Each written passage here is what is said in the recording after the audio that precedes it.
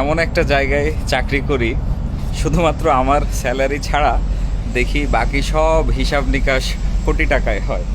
আপনাদেরকে একটা এক্সাম্পল দিই, আপনারা আগেও হয়তো দেখেছেন আমার পেছনে যে ছোট্ট বাংকার বার্জ দেখতে পাচ্ছেন আমাদের জাহাজের সাথে আছে। এখন বাই দ্য ওয়ে আমরা এখন সিঙ্গাপুরে অলরেডি নোঙ্গরে আছি।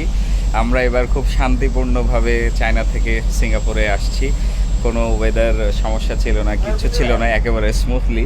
এখন ঘটনা হচ্ছে যে এই যে ছোট্ট যে একটা বাংকার বার্জ আছে আমাদের সাথে, দেখে মনে হচ্ছে আহামরি এখানে কিছুই হচ্ছে না, কিন্তু এখানে আজকে অন্তত 10 কোটি টাকার জ্বালানি আদান প্রদান হচ্ছে। আমরা 1200 টন জ্বালানি নিচ্ছি, আর আমাদের আগের আছে 300 টন, সব মিলিয়ে 1500 টন জ্বালানি হবে আমাদের নেক্সট যে ভয়েজ সেটার জন্য।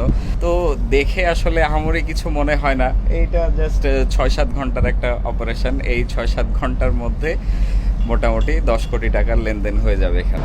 আমাদের দেশে একটা খুব ভ্রান্ত ধারণা, একটা খুব বাজে মাইন্ডসেট আমি বলবো, সেটা হচ্ছে যে পড়াশোনা করতে হবে, করে চাকরির পিছে পিছে দৌড়াইতে হবে। আপনাদের যাদের সুযোগ আছে আমি বলি কি, আপনারা শুধু চাকরির পেছনে না দৌড়ায় ব্যবসা করেন, ছোটোখাটো যে কোনো ব্যবসা করেন।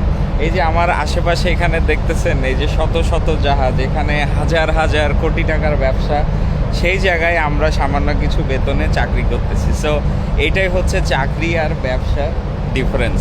আপনি যদি চাকরি করেন না, তাহলে আপনি একটা লিমিটেশনসের মধ্যে থাকবেন। হ্যাঁ, অনেক ভালো চাকরি হতে পারে, বাট তারপরেও আপনার লিমিটেশনস আছে। বাট আপনি যদি ব্যবসা করেন, আপনি অনেক কিছু এক্সপ্লোর করার সুযোগ পাবেন। যে সমস্ত ব্যবসায়ী আমার ভিডিও দেখতেছেন, ওনারা মনে মনে বলবেন, ভাই ব্যবসার যে কী প্যারা সেটা আপনি কি বুঝবেন, আপনি তো জানেন না। ভাই, ব্যবসা করা প্যারা ঠিক আছে, এটা বুঝি, কিন্তু যেটা আউটপুট আসে সেটা তো চাকরির তুলনায় অনেক হিউজ। এই যেমন আমি আপনাদের যে এক্সাম্পল দিলাম, এই যে কোটি কোটি টাকার ট্রানজ্যাকশান, এটা তো ব্যবসা দিয়েই হচ্ছে। সো আপনি যত বেশি পরিশ্রম করবেন, আউটপুটটা আপনার তত বেশি হবে। সিম্পল। এনিওয়ে, আমরা এখন এই যে জ্বালানি নিচ্ছি সিঙ্গাপুরে আসার সাথে সাথে, তারপরে জ্বালানি নেওয়া শেষ হলে আমরা ওয়েট করব আমাদের নেক্সট যে লোডিং ইনস্ট্রাকশন সেটার জন্য। এরপরে লোড হয়ে গেলে আমরা আবার সেম রুটে যাব চায়না, সেই সেম বন্দর হয়তোবা, বাট এখনও শিওর না। আমি নিজেই বোর হয়ে যাচ্ছি এই সেম রুটে যাওয়া আসা করতে করতে, কিন্তু এটা আসলে আমাদের হাতে নাই। কজ আমাদেরকে যেভাবে ইনস্ট্রাকশন দেওয়া হবে আমরা জাস্ট সেটা ফলো করি, আমাদেরকে যেখানে যেতে বলা হবে আমরা সেখানেই যাব। তো সেম রুট হলে আমার জন্য একটু সুবিধা, আমার অনেক কাজ কম হয়। আর যেটা অসুবিধা সেটা হচ্ছে যে আমরা একটু বোর হই, সেম জায়গায় বারবার যাওয়া আসা করতে ভালো লাগে না।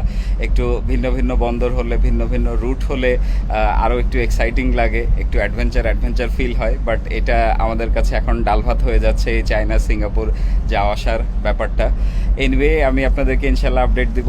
ভালো থাকবেন সবাই, আল্লাহ হাফেজ, আসসালামু আলাইকুম।